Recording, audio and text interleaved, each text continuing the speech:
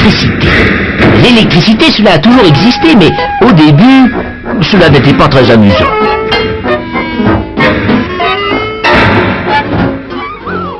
Les gens croyaient que là-haut, dans le ciel, il y avait des mines à électricité avec un sale type qui leur lançait des éclairs.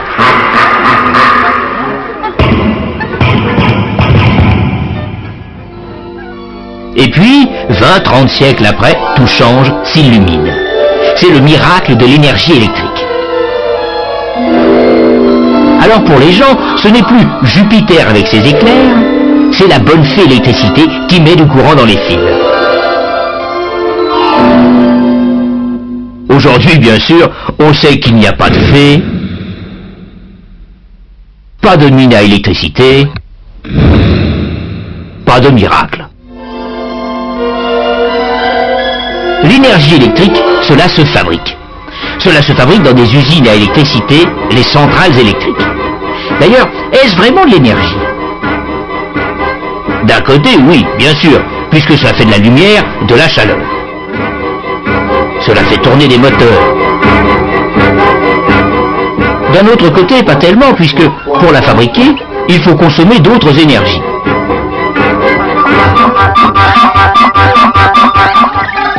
L'électricité n'est pas ce qu'on appelle une énergie primaire. Alors parlons un peu de la consommation d'énergie. Des économistes, des messieurs très bien, ont calculé combien le pays consommait d'énergie primaire par an. Je n'ai pas de chiffre en tête, d'ailleurs cela augmente tous les ans. Mais ce qu'il faut savoir, c'est que les 3/5 de ces énergies primaires sont consommées directement dans les automobiles, les camions, les cuisinières, les usines qui fabriquent des camions ou des cuisinières, que sais-je encore. Le reste arrive chez vous sous forme d'électricité.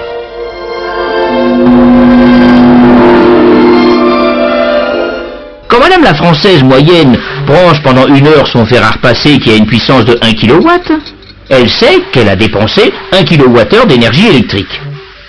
Mais cela fait quoi exactement en énergie primaire? Si cette électricité vient d'une centrale thermique classique, ce kilowattheure a consommé 250 grammes de pétrole ou 350 grammes de charbon. En fait, 75% de l'électricité est nucléaire et le kilowatt a consommé 22 mg d'uranium à moins qu'il n'ait été produit par l'énergie hydraulique.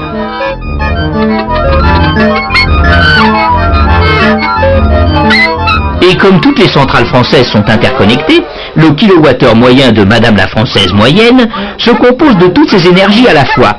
3/4 d'uranium, 1/6 d'eau, un peu de charbon et un peu de pétrole.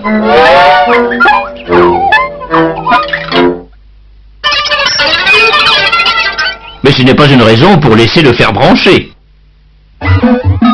Eh oui, car allumer la lumière, brancher le fer ou la télé, ce sont des gestes si naturels qu'on n'y pense même plus.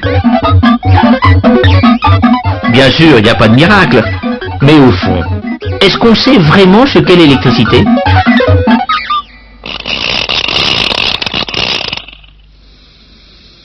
Entre le charbon qui brûle dans la centrale et le poste de télé, que se passe-t-il au juste ? Et puis, pourquoi faut-il 2 fils ? Et pourquoi quelquefois il y en a 3 ? Et le courant alternatif ? Et le triphasé ? Qu'est-ce que c'est ? Et les ampères, les ohms, les watts ? C'est quoi ? Vous voyez, on ne sait pas très bien. Alors si vous voulez, on va faire un voyage en électricité.